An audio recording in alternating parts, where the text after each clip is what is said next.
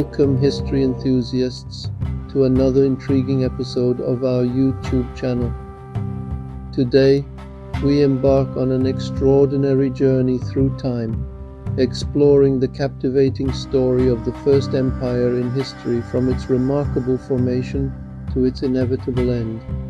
I'm your host, and I'm thrilled to have you join me on this voyage of discovery as we delve deeper into the annals of the past.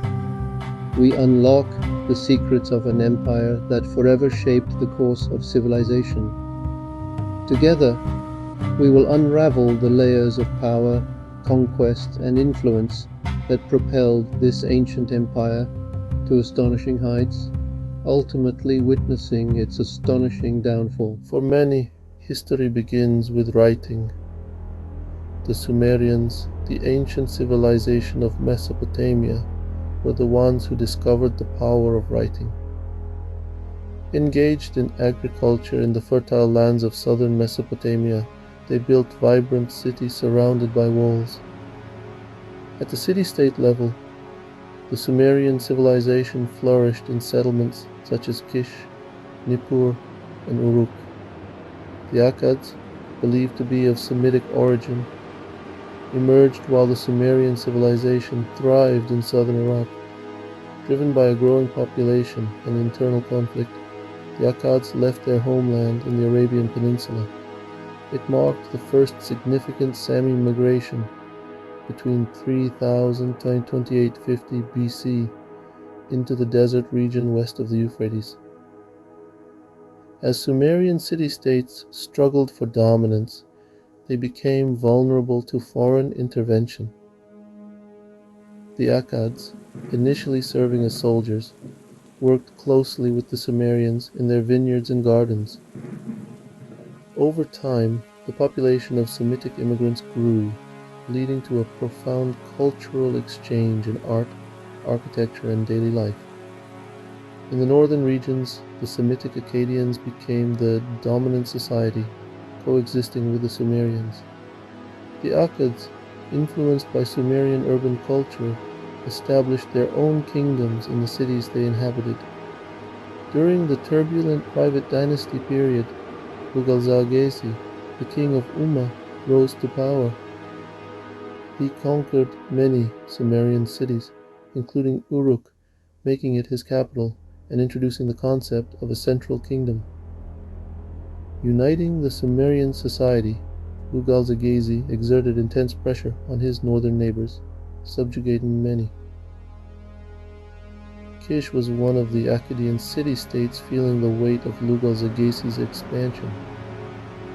Ur-Zababa, the ruler of Kish, faced the threat of Ugalza-Agesi's impending attack.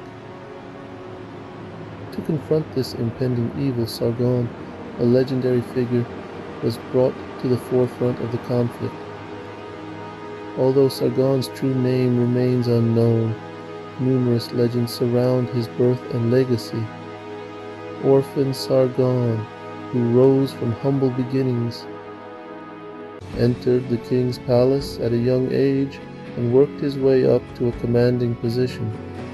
When the formidable Sumerian king marched towards Kish, it was Sargon who commanded the Sami army. Sargon, an astute and skillful soldier, led his troops to a resounding victory, defeating his opponent in fierce battle. Buoyed by this shocking triumph, Sargon embarked on an ambitious campaign to conquer all Sumerian city-states one by one. From the southernmost regions to the shores of the Persian Gulf, no place remained untouched by Sargon's conquests. According to ancient tablets, they symbolically washed their swords in Basra's water, solidifying their dominance. Having captured the entire southern Sumerian country, Sargon broke his loyalty to his former master and declared his kingdom in the conquered lands. Sargon established his capital in the newly built city of Agade, solidifying his rule over both the Sami and Sumerian populations. Inspired by the intellectual infrastructure of Sumerian civilization, Sargon centralized power, appointing governors under his rule rather than relying on local dynasties. He formed a prototype regular military unit comprising 5,400 soldiers as his main strength. Sargon also fostered the use of Akkadian and preserved the Sumerian language in various domains. Sargon invested in building temples and offering numerous sacrifices to appease the gods, recognizing the importance of his religious role as state leader. Not content with the unification of the high culture area, Sargon aspired to expand further. From Elam in the east to northern Syria and the Amarnos Mountains in the west, Sargon led his forces to victory, subjugating tribes and acquiring great wealth. With a small navy, Sargon took control of Persian Gulf islands and recognized the importance of trade, sending Akkadian merchants to Anatolia. Sargon undertook groundbreaking conquests, becoming the first emperor in history, ruling over vast lands and diverse nations. As Sargon aged, problems inevitably arose for the king of war, rumored to have participated in over 34 wars. As the critics grew and rebellion engulfed the empire, the situation spiraled out of control, worsened by famine. The once orderly empire crumbled. After ruling for 56 years, Sargon was assassinated, leaving behind a vast but difficult to manage empire. In 2284 BC, Sargon's eldest son, Rimush, ascended the throne amidst a tumultuous period. The state faced widespread rioting as governors, local elites, and the people rebelled for various reasons. The Akkad administration was unpopular, and many longed for the return of the old regime. Unable to handle the riots alone, Rimush assigned his brother Manishtush to quell unrest in the east and north, while he focused on the west and south. Despite the challenges, Manishtush managed to preserve his father's legacy from disintegration. However, he too fell victim to assassination in the 8th year of his reign. The transition of power in ancient states often sparked major revolts. This unwritten rule remained unbroken when Manishtush was succeeded by his younger brother Manishtu. With simmering tensions, Sumerians in the south, Elamites in the east, Assyrians in the north, and local cities in northern Syria all rebelled, threatening the stability of the empire. Around 2260 BC, Sargon's grandson, Naram-Sin, ascended the throne, facing immediate challenges and widespread rebellion. Naram-Sin, with his reputed 90,000-strong army, embarked on numerous expeditions. He showcased the might of the Sumerians, conquered parts of northern Syria, defeated the Elba kingdom, and even defeated the Elamites after fierce battles.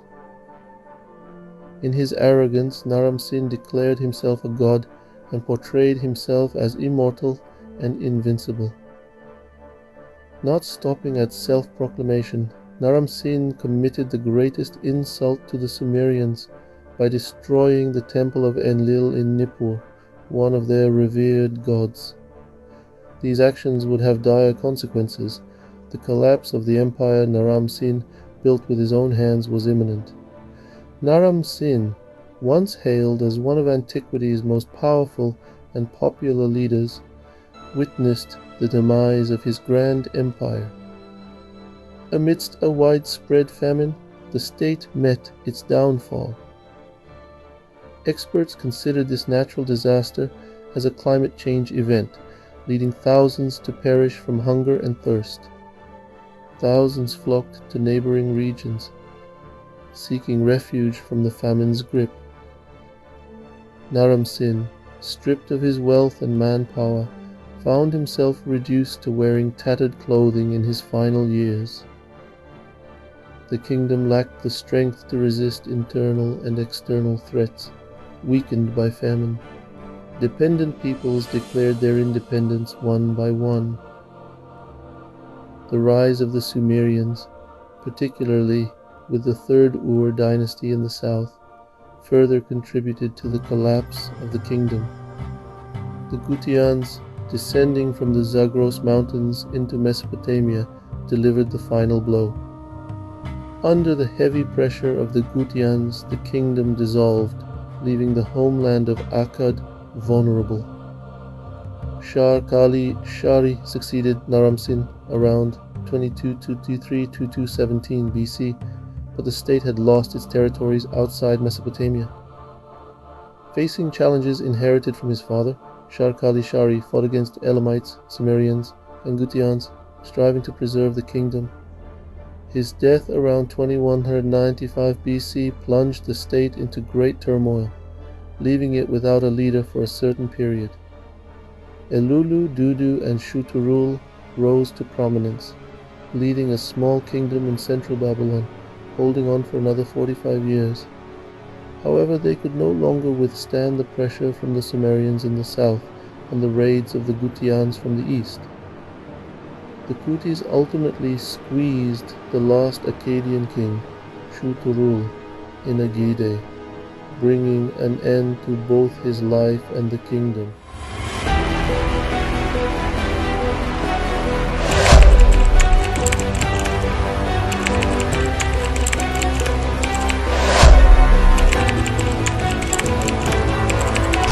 As this adventure in the depths of history draws to a close, it is true that the world's first empire no longer exists, but its impact remains evident in the modern world. Empires like these have propelled us forward in war and peace, art and science, culture and civilization.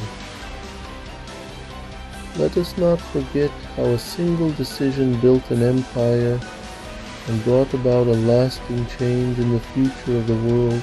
By liking and subscribing to our channel, we will provide a complete coverage of historical nature on the web, making it accessible to all. We strive to present historical evidence in the form of engaging and comprehensible tutorial videos. Additionally, your likes and subscriptions help us utilize your feedback on the content we offer, enabling us to improve and make our content more interesting.